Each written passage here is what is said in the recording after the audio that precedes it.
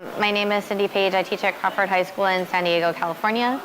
And we have one of the most diverse high schools in the country. We have students from all over the world who speak more than 35 languages, over 50 dialects. Our students live in City Heights in San Diego, which is the lowest income zip code in San Diego County. So it's an urban inner city setting. This is my 24th year teaching at Crawford, and I teach AVID, AP Psychology, and a variety of English classes. So when I answered this question, the student who came to mind was a student named Abdul, and last year I had a regular American literature class, and that's a hard English class. It's hard for the kids to relate to the literature because it's old and it doesn't use the same English that we speak today. But one of my students was really bright, really understood the literature well. His name was Abdul. And I came to find out that this kid lived with his grandparents because his father had murdered his mother and was in jail for the murder of his mother. And so up until the point where his mother was murdered, he and his brother had pretty much been self-sufficient because his parents dealt some drugs, and they were just not always present. And then when his mom, she also worked to support them, and so she wasn't always home. And so they had really become self-sufficient, and so they were cleaning, cooking, and doing their laundry at the age of 6, 7, 8 years old. So consequently, Abdul had come to believe that his life was his own responsibility, and he really didn't need anybody else to tell him what to do. He wasn't really interested in having somebody else direct his behavior. It was him against the world, and he was really responsible. Most days he would come in with his homework done. He would do the work, but it was because he wanted to, not because somebody else was telling him to. And if it came down to a distinction between him doing what he wanted to do and him doing what somebody else told him to do, he would balk.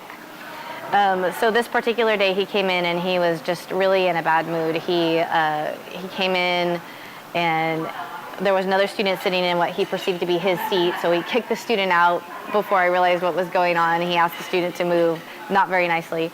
And they were supposed to be collaborating with each other during a warm-up period, and he refused to speak to the other students, was just sort of working independently. So I suggested that perhaps he should interact with his table mates, and he got really upset about that. And then he just started cursing under his breath. Not at me directly, but just really angry, really confrontational.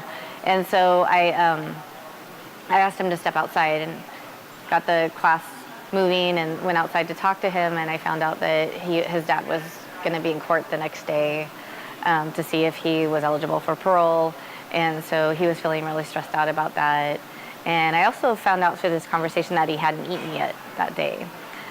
So I suggested that perhaps he would go inside and grab a little snack and then maybe rejoin the class. And so that's what he did. So having the opportunity to just get off his chest what it was eating away at him all morning long, and then recognizing that his body needed some food and he hadn't honored that need yet that day. And then he was able to go back in and he was able to proceed through the classroom without a glitch. But it was just taking the time to honor, this is this place where this kid is today, and we need to, he needs to have a chance to express what's going on in his life. And then once he had the chance to do that, he was able to move forward. So I think that a lot of times we as teachers either can't find the space to do that or are reluctant to find the space to do that. But it would have been very easy for me to respond, and I almost did. I almost had that knee-jerk reaction where I just sent him out because his behavior was inappropriate.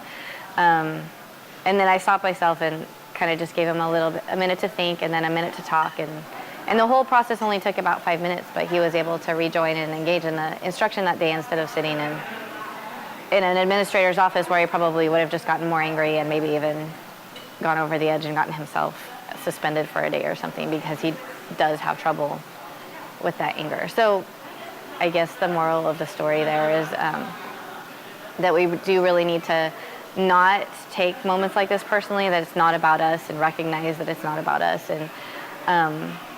and give the students the opportunity to de-escalate and then express whatever it is that they're feeling, and then address those needs that they have.